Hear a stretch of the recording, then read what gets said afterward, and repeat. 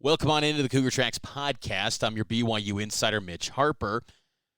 This show is powered by KSLSports.com. You can follow me on X and Instagram, Mitch_Harper. Follow KSL Sports on all the socials and download the KSL Sports app. Had another interview with Siale Esera. Also, you're going to hear another voice in the interview. That's Jay Drew.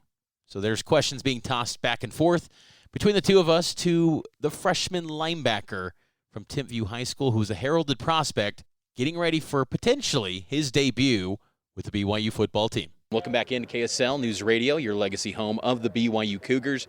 Here with BYU linebacker Siale Esera, kind of getting to know a heralded freshman here into the program. How's year one been for you, Siale? It's been great, just the physicality of college, transitioning from high school into college. It's been great. You got to learn some things here and there. But, man, BYU, love it here, man. It's been great. What's been the most rewarding thing so far that you've experienced that maybe you weren't expecting in year one of your college experience? Just being able to go against a competition that, you don't really find anywhere else, it's been good. Especially learning from top-tier coaches. With this new defensive coaching staff, it's been great. Learning from them, learning technique, new things that they've been teaching us lately, so it's been good. How big of a role, you bring up the coaches, in your decision to come to BYU? How big of a role was it that they were in place as to why you ended up coming here, though, over other offers you had? Yeah, it was big. It was really big. Knowing the experience that they bring, especially Coach Hill and Coach Enna, pertaining to me and my position, it's been great. The knowledge and experience that they bring and they teach me and and the standards that they hold me to, second to none, man. It's been great.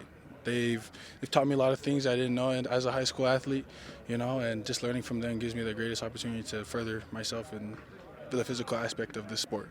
How much have you played this year? About how many plays? I know you were kind of dinged up, so take us through how often you've been on the field. Yeah, well, I haven't gone. I just got back from injury, so this will probably be last week, and this week has kind of been my first week coming actually back, physical contact and everything.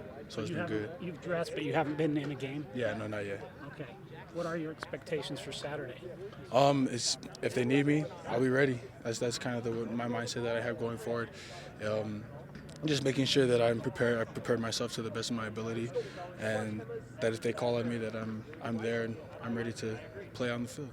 What linebacker spot would you play, or can you play all three? Yeah, all three, or Mike more specifically. So a middle linebacker. So Mike specifically, but you could play, what do they call it, Rover, or Rover. I can never remember all the names. Yeah. Has there been talk maybe eventually getting you to the D end? Is that maybe the career arc potentially for you? Maybe. I don't think so right now. So I'm good. I love linebackers, so that's kind of my forte right now. So it's been great. How deep are the connections you have to BYU within your family? I know your father works in the athletic department, but just maybe speak to the connections you've had to this program over the years. Oh yeah, I've had a lot of connections. As you mentioned earlier, my father works here, obviously, and I've had a couple uncles that played here. His name's Ifo Pili, played here for back then and went to the NFL. I also had another uncle called Ifo, not Ifo, Junior Pili. Sorry. But yeah, I've also had other cousins and such come through this program, such as Keenan, Trajan, and JoJo. All these other guys. Those are kind of my connections to this program. Were you kind of surprised Keenan left? Yeah, I was kind of surprised. I was looking forward to playing with him, but all best of luck to him, man. Love that dude. He's a great guy, great football player. So do miss him though, but I'm sure he's having fun down in Tennessee. So it'll be good. I know this is always kind of an awkward question, but when you speak about yourself, what do you feel like your strengths are when you are on the field and get an opportunity? Yeah. What do you feel like you're best at the linebacker position? I think one of my things that kind of set me apart from other linebackers in football is that my size and my speed for it. It's been, I think I'm much oversized for a linebacker, but I can move just as well as any other one on the field. So how hard was it?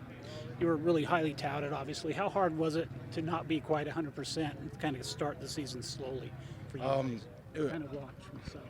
It was pretty hard. I'd say so myself. It was a heartbreaker when it happened, and I'm not gonna lie to you. it took a toll on me. I'm not gonna lie. So, but just seeing coming back and playing with the boys, you know, it just made it that much more sweeter, you know. And so, but yeah, so it's been good. And again, what was the setback that you experienced? I tore my MCL, and so it was good. So.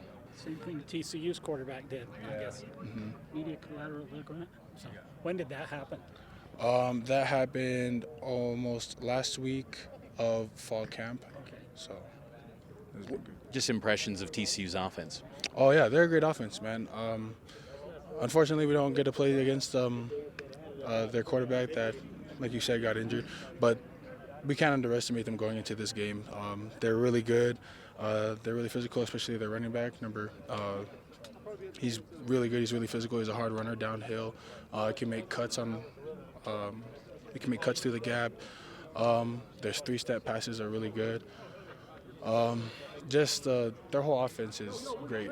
So yeah, you just can't overlook them. You know, even though that they have a player down right now, so you just can't overlook them. This is a Big 12 game. How big of a role was that for you, playing in a Power 5 conference? I mean, do you think you would have came here at the BYU still been an independent?